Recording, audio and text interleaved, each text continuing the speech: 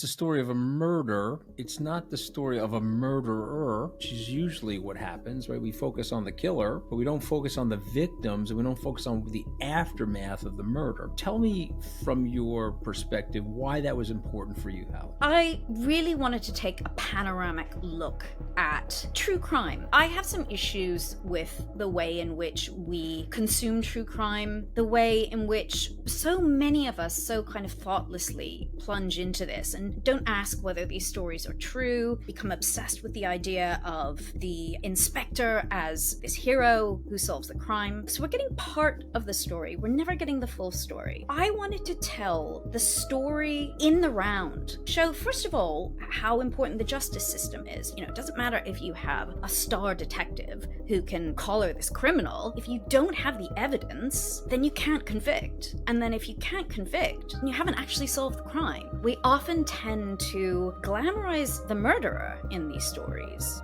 We like to take their perspective. In taking that line and following that narrative, we exclude so many other perspectives that are so fundamentally important to really understanding what a murder is and the impact it has on people, on families, on communities, and even the imprint it leaves on history. Welcome to Open Book. I am your host, Anthony Scaramucci. Joining me today is Hallie Rubenhold. What a phenomenal book this is. The title of the book is Story of a Murder, The Wives, The Mistress, and Dr. Crippen. Am I going to see this streamed somewhere? Probably, right? I hope so. It's been optioned. Yeah. So, you know, fingers crossed. Yeah, no, this is going to be streamed somewhere. This is going to be a good stream. Okay. By the way, congratulations on this. And you are also the best-selling author of the book, The Five, which I now have to go back and read after reading this. And so why don't we start with you, if you don't mind. Tell us a little bit about your background and your journey into writing. And I know you're a bookworm and a book nerd because I can see a stack of books behind you. So tell us a little bit about your affection for reading and writing. Well, I mean, this is, you know, it's interesting. So I grew up, my dad is English and my mother was American. My mother's no longer with us. And so I was born in Los Angeles, but I've now lived the majority of my life in the UK. So I'm truly a dual national.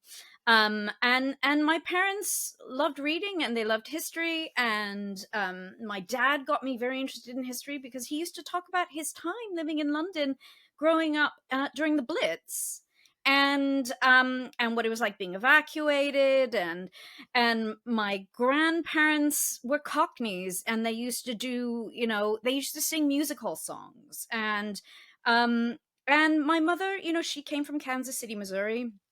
She was American. And so, she also loved reading. And I say at the beginning of my book that I dedicate my book to my mother because she taught me to love books. And I love storytelling, and history is an extended story. Well, first of all, I'm sorry about your loss of your mom. I lost my dad a couple of years ago. It's a painful process to go through. It is. But unfortunately, it's a rite of passage in our lives, right? We can't escape life without experiencing death, including our own eventually. But this is, just start here. Why did you write about, first of all, this is an unbelievable story, okay, which makes it so good. But where did the apple hit you in the head to write about this story? Well, I mean, interestingly, there is one commonality between Story of Murder and The Five, which is the book that I wrote before. And that is Inspector Walter Dhu of Scotland Yard. And Walter Dhu was a junior police officer, and he worked on the Ripper case. And however, he wrote his memoirs, and he is best known for his memoir, which was entitled I Caught Crippen. And so I had to dip into his memoirs when I was writing The Five. And then, I read, well, what's this other story about? And I just thought this was the most phenomenal story, because not only is it a story which is about the transatlantic world really at the birth of the modern age, but this is also a fantastic story of, you know, two fugitives on the run from justice. It was a story that everybody was following in the news. And also, consider the source. This is a police officer's memoirs. You know, it's going to be embellished.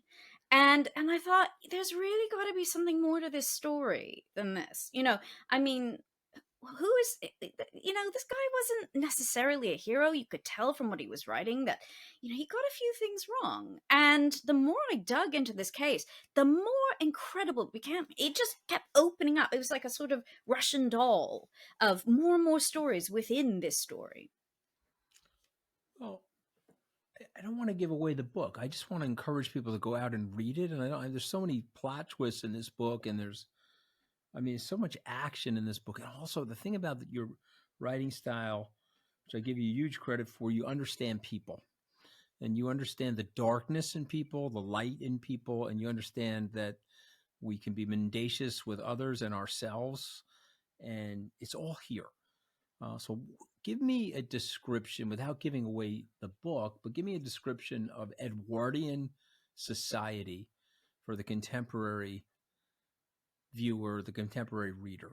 Well, it's just quite an interesting time for a lot of people. And, you know, I always give the caveat as a historian that just because some people were experiencing some set of circumstances didn't mean that everybody was experiencing it. You know, we tend to use very broad brushstrokes, and this is one of my complaints with history, the way we tell history is we assume, oh, this was the time when X was happening. This was the time when this was happening.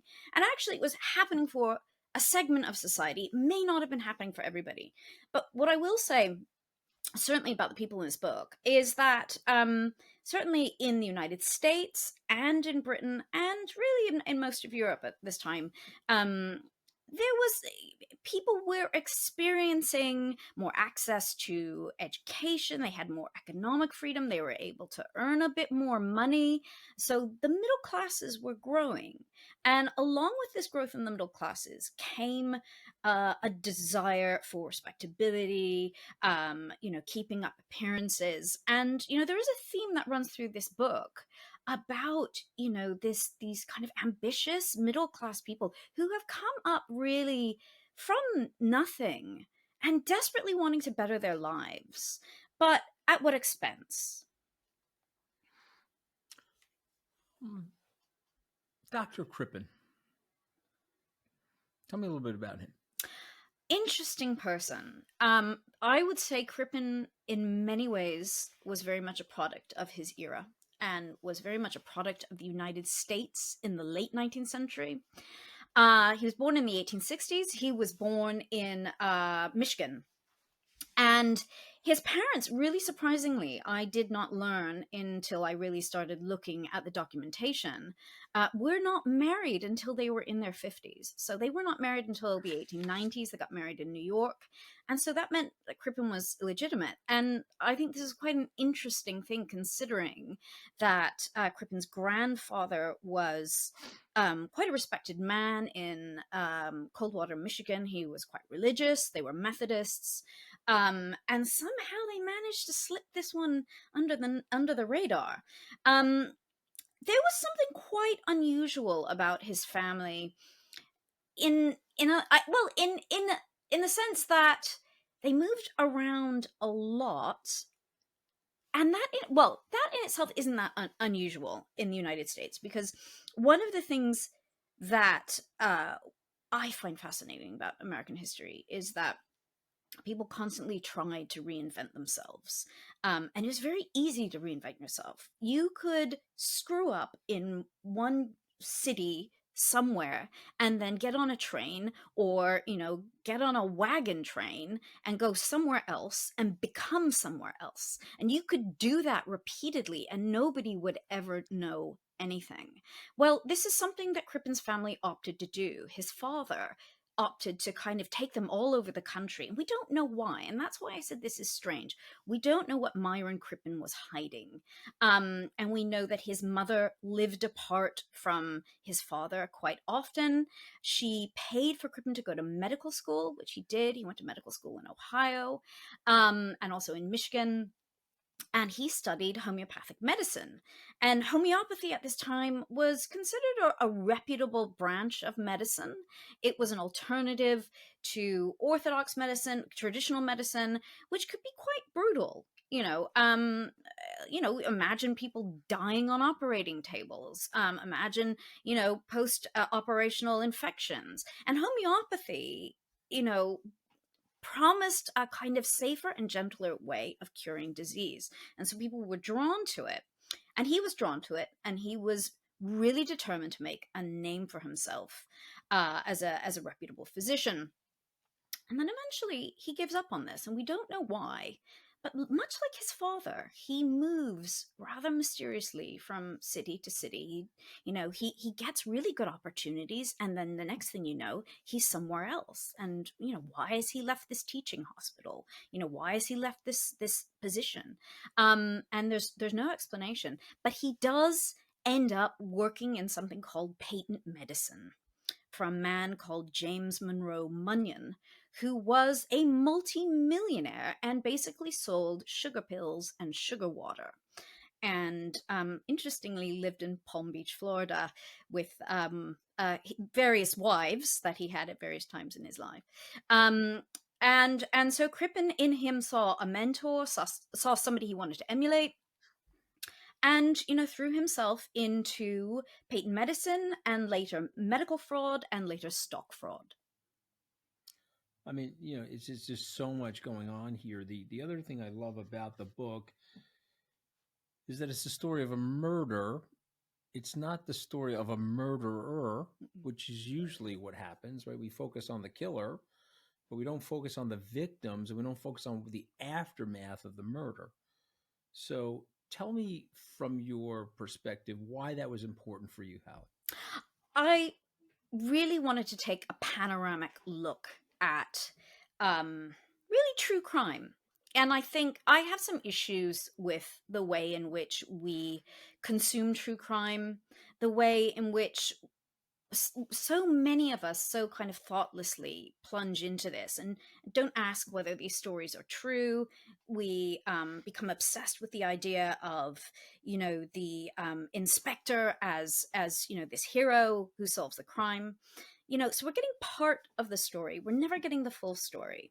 And so I wanted to tell the story in the round, kind of, and show, first of all, how important the justice system is. It doesn't matter if you have a star detective who can, collar this criminal.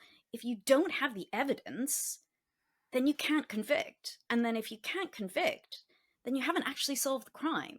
And people tend to forget that when we tell crime stories.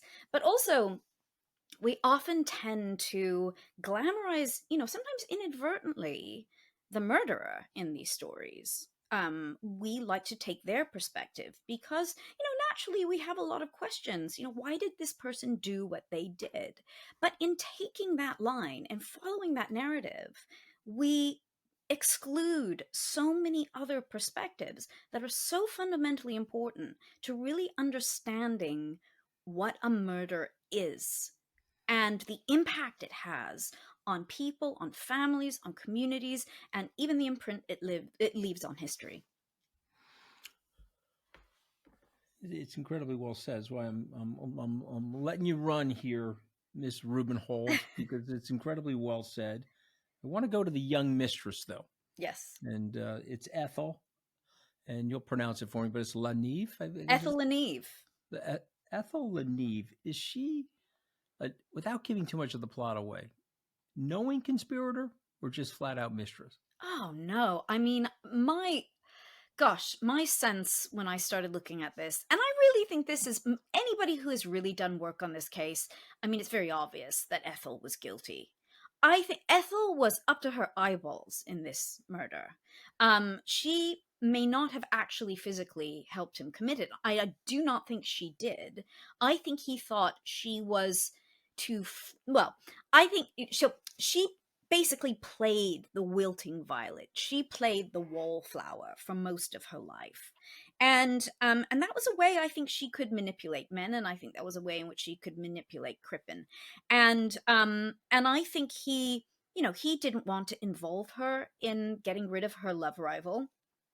And I think, well, something obviously went very wrong. And I think he then had to involve her. And I think she was involved in the cleanup. But I also think she knew it was coming. Not only did she know it was coming, he went out and bought her an engagement ring, which she then started showing everybody about a week before the murder. And I think if that isn't an indication that somebody's guilty, I don't know what is.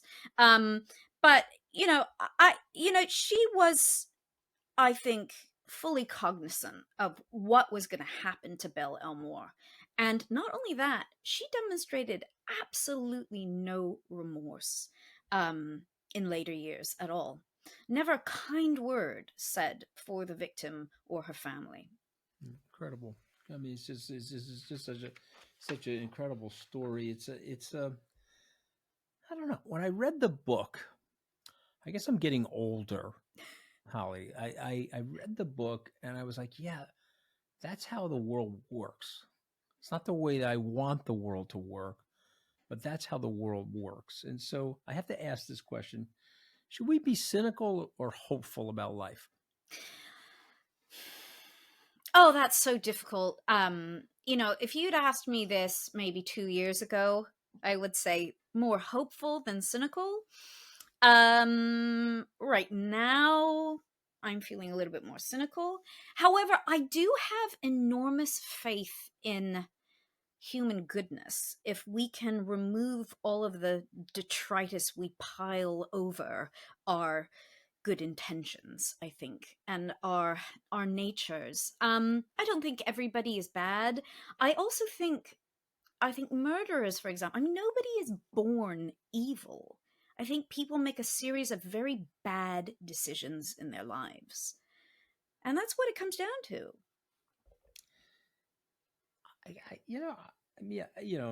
The reason I'm hesitating is that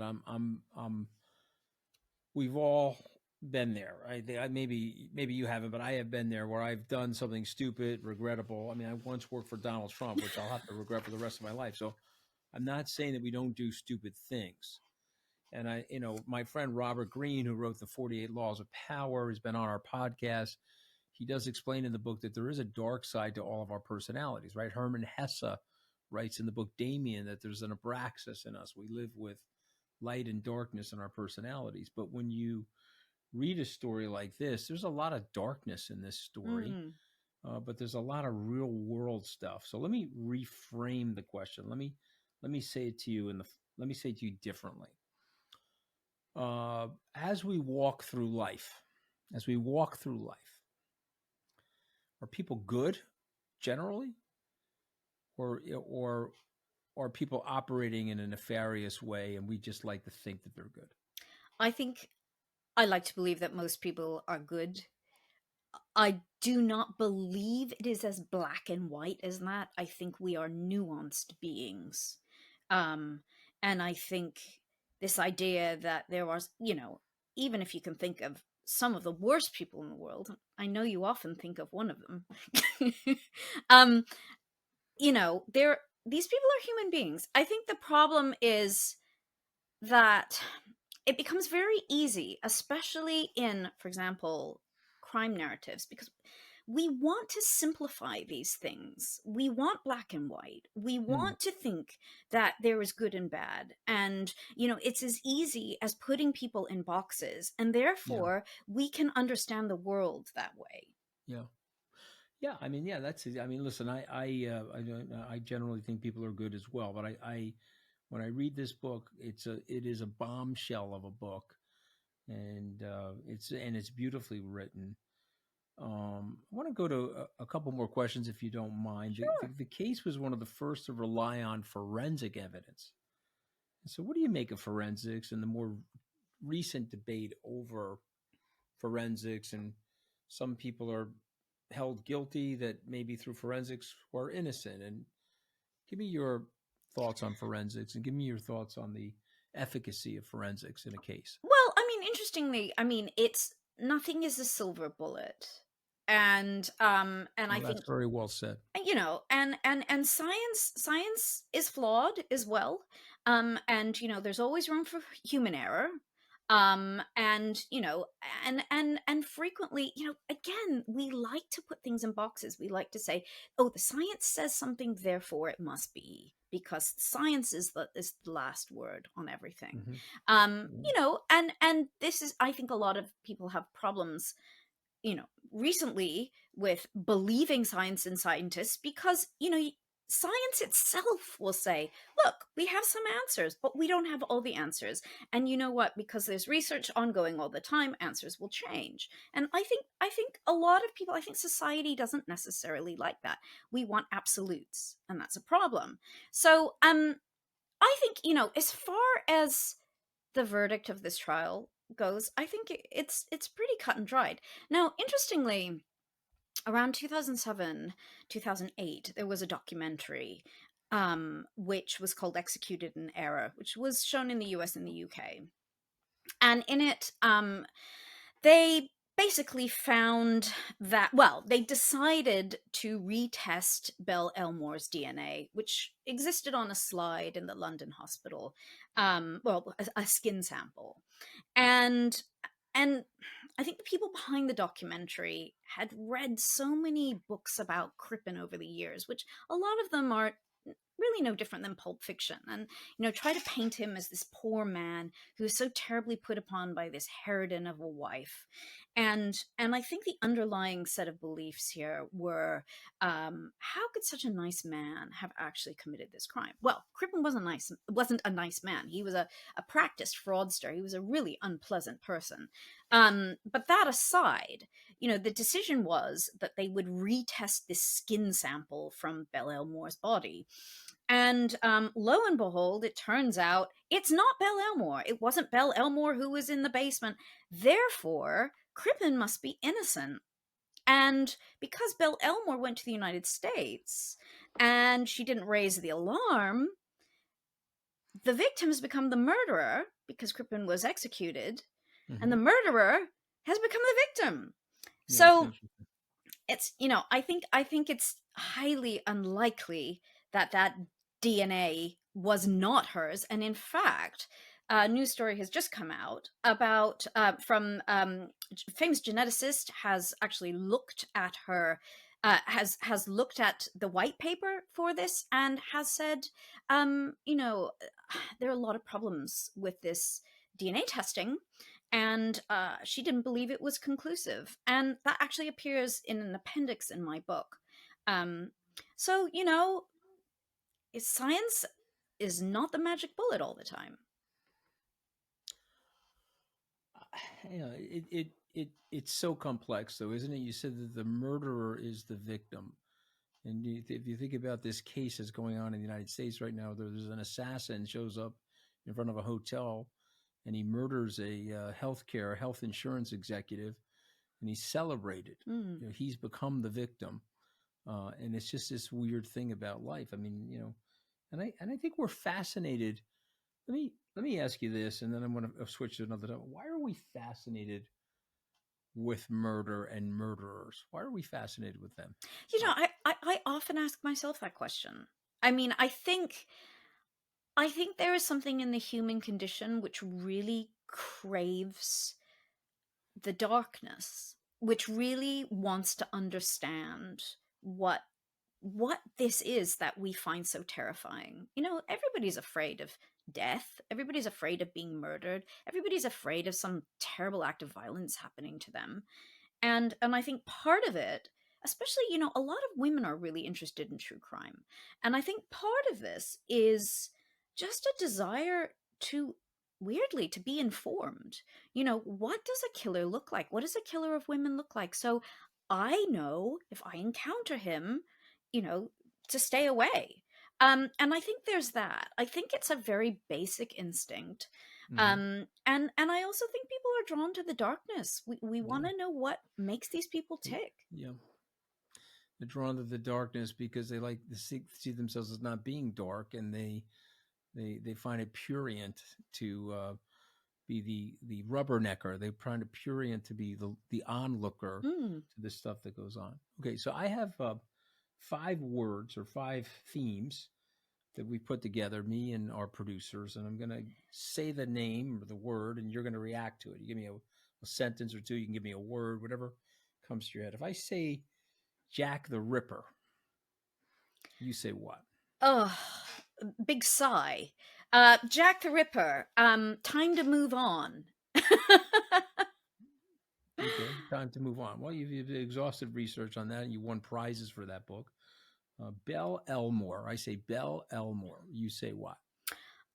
Someone whose reputation really needs to be restored. Someone who has really quite, suffered a lot of degradation, and someone who I hope we will all become more familiar with as a result of reading this book. Ethel Le Neve. Guilty. Yeah, interesting. Dr. Crippen. Fraudster and murderer. Yeah, wow, that's powerful. We sort of touched on this, but I'm going to say the word, and I want to get your immediate reaction to the word. Murder.